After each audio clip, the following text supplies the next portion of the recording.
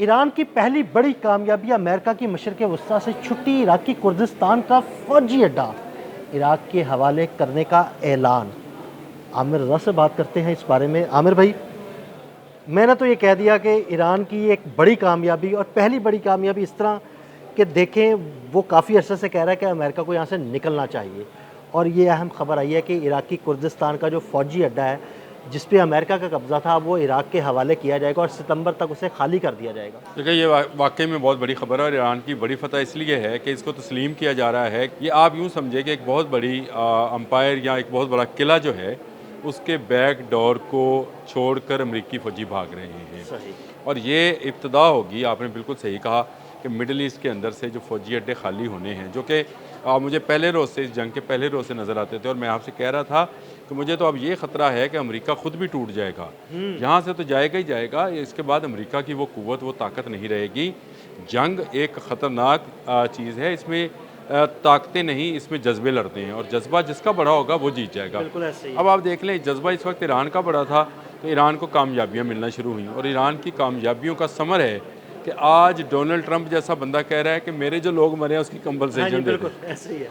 मेरा जो नुकसान हुआ है उसकी कंपनसेशन दे दें। तो फिर आमिर भाई, ये तो सीधा तरह एडमिट कर लिया ना कि हमारा नुकसान हुआ। अब ये इराक ही वो ये जगह ही वो गेटवे था जहाँ से आपने और मैंने ये एक व्लॉग भी किया था इसके ऊपर कि अमेरिका इसी रास्ते से अंदर दाखिल होना चाहता है ईरान के। बिल्कुल। और मैंने आपको बताया था कि कुर्दों की आपस की जंग की वजह से अमेरिका का ये प्लान जो था नाकाम हुआ, और ईरानी कुर्दिस्तान से जो हमले हो रहे थे उसको अमेरिका जो है वो रोक नहीं पा रहा था। अब ये सारी चीज़ें जो हैं ये इराकी गवर्नमेंट को भी पता थी। अब ये पहला, असल में मिडल ईस्ट का गेटवे ही इराक है। अमेरिका का इराक जंग के बाद, जो ईरान इराक जंग थी उसके बाद ही इसका मिडल ईस्ट के लिए रास्ता जी, खुला बिल्कुल, था। बिल्कुल ऐसे ही इससे है। पहले तो सिर्फ वो प्रॉक्सियां होती थी, प्रॉक्सियाँ थी और यहाँ उसका वो पेट्रो डॉलर था बिल्कुल। जिसके ज़रिए वो कंट्रोल करता था। लेकिन इसके बाद ईरान इराक वॉर के बाद इसने बाकायदा आके बैठा इराक में ही था वो इराक सबसे में, पहले। सबसे पहले इराक में बैठा, और वहाँ पर इसने ईरान का दिखाकर, हवा दिखाकर या ईरान का खौफ दिलाकर पूरे मिडल ईस्ट पर आहिस्ता आहिस्ता आहिस्ता आहिस्ता अब इराक से ही, जहाँ से ये काम शुरू हुआ था वहीं से ख़त्म होने जा रहा है। यानी जहां सबसे पहले अड्डा बना या जहां वो आकर बैठे वहीं से ही सबसे पहले निकलने वाले हैं। इसके बाद ये बहरीन में से निकलेगा, बहरीन के बाद ये उर्दन में से निकलेगा, उर्दन के बाद ये बाकी मिडल ईस्ट से निकलता हुआ सिर्फ एक जगह तक महदूद रह जाएगा, और वो मैं अभी आपको बता रहा हूँ, वो है मुत्तहिदा अरब अमारात, बिल्कुल, जहां पर इसराइली भी बैठे हुए हैं। IDF भी बैठा हुआ है। ये वहाँ तक महदूद होंगे, बाकी जितना मिडल ईस्ट है अब इनसे खाली होने जा रहा है।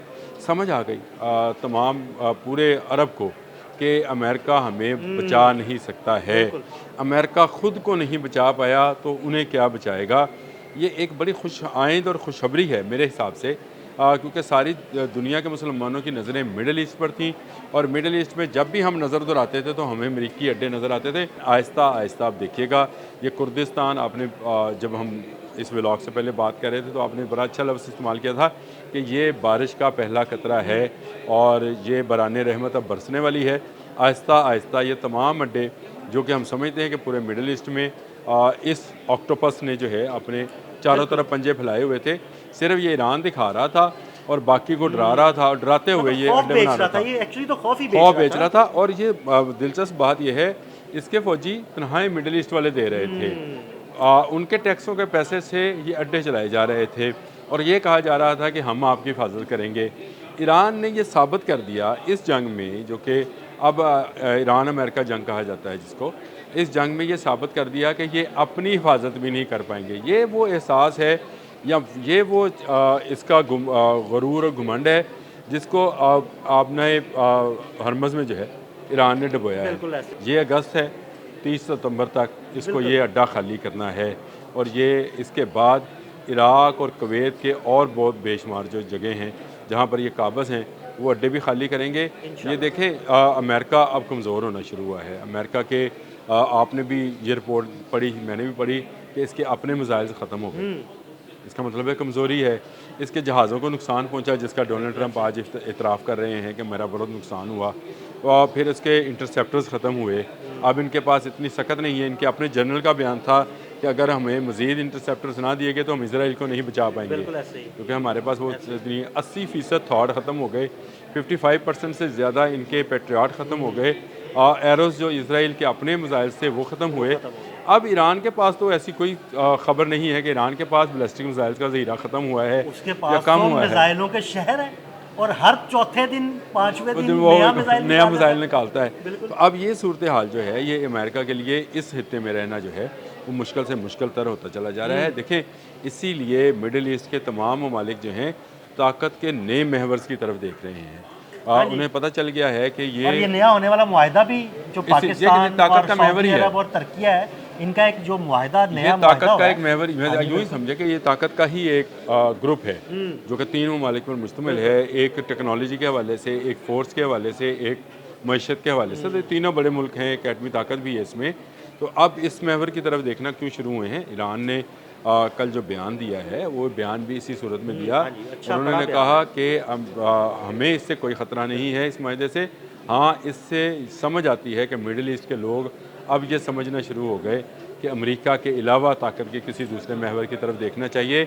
ये एक पैराडाइम शिफ्ट है, यानी ये वो समझते हैं कि ये अमेरिका के शिकंजे से निकलने का उम्मत मुस्लिमा के लिए एक हल है। तो बड़ा खुशाइंद बयान था और मैं ये समझता हूँ कि आने वाले दिनों में चंद और ममालिक भी इसमें शामिल हो सकते हैं, मुसलमान ममालिक, और ये इतिहाद जो है ये मज़ीद बड़ा हो सकता है। और जितना ये बड़ा इतिहाद होगा उतना मुसलमान और मुसलमान ममालिक जो हैं महफूज होंगे, बशमूल ईरान भी। तो ये ईरान की एक बड़ी फतह है कि 30 सितंबर तक ये अड्डा खाली होने जा रहा है कुर्दिस्तान के इलाके से निकल कर। फ़िलहाल तो इनको वापस भिजवाया जाएगा, कुछ मरीन्स भी वापस जाएंगे और मुझे लगता है कि आने वाले दिनों में ये अपना बड़ा बहरी बेड़ा भी जो है यहाँ से निकालेंगे। वो जो 5000 मरीन्स इनके समंदर में फंसे पड़े हैं और जिनकी फैमिलीज़ जो हैं वो एहतजाज कर रही हैं, उनको भी निकाला जाएगा। अब्राहम लिंकन की वापसी भी जो है वो भी नज़र आती है। ये अमेरिका के गरूर और अमेरिका के नंबर 1 होने की चीज़ जो है मैं ये समझता हूँ कि खलीज फ़ारस में, यहाँ जिसको आपने हमज़ अब हम आपने हमज़ कहते हैं, तो खलीज फ़ारस उसमें डबो दी गई है। और ये बारिश का पहला कतरा आने वाले दिनों में भरपूर बरसात नज़र आएगी और इस खत्ते से अमेरिका का बाय बाय टाटा टाटा हो। बहुत शुक्रिया आमिर भाई ने बड़ी तफसील के साथ इस सारे मामले पर रोशनी डाली। मज़ीद अपडेट्स के लिए हमें फॉलो करते रहें। अदील अहमद और आमिर रज़ा को इजाज़त दीजिएगा। अल्लाह हाफ़िज़।